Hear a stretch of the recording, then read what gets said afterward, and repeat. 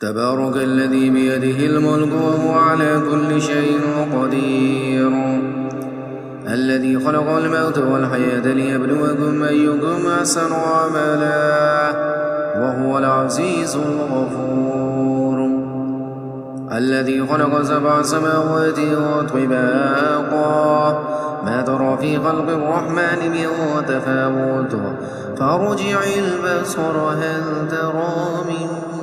فطور ثم ارجع البصر كرتين ينقلب إليك البصر خاسئا وهو حسير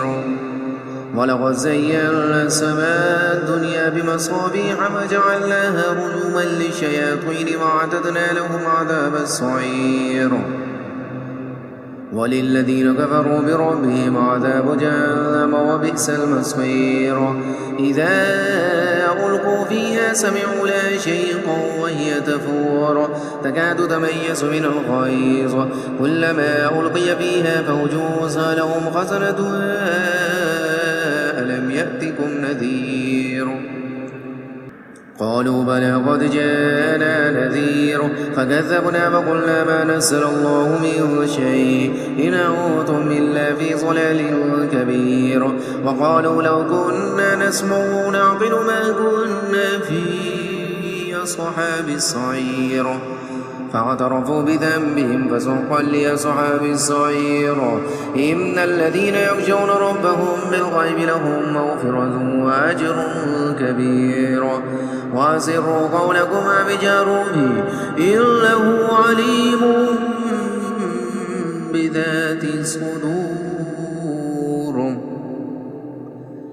ألا يعلم من خلق وهو اللطيف الخبير هو الذي جعل لكم الأرض ذلولا فامشوا في مناكبها وكلوا من رزقه وإليه النشور أمنتم من في السماء أن يخسف بكم الأرض فإذا هي تمور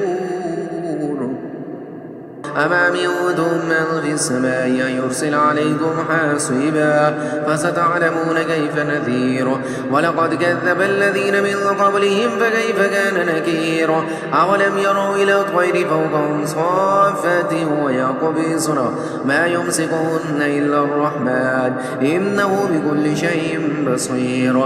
أمن هذا الذي هو جود لكم ينصركم من دون الرحمن إن الكافرون إلا في غرور أمن هذا الذي يرزقكم من أمسك رزقه بل لجوا في عتب ونفور أفمن يمشي مكبا على وجهه أهدى من يمشي سويا على صراط مستقيم قل هو الذي أنشأكم وجعل لكم السمع والأبصار والأفئدة قليلا ما تشكرون قل هو الذي ذرأكم في الأرض وإليه تحشرون ويقولون متى هذا الوعد إن كنتم صادقين قل إنما العلم عند الله وإنما أنا نذير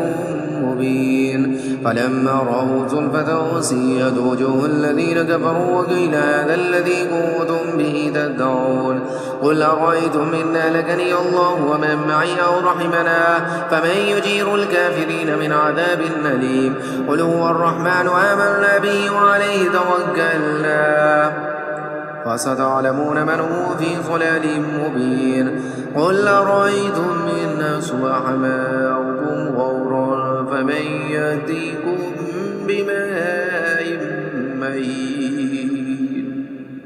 صدق الله العظيم.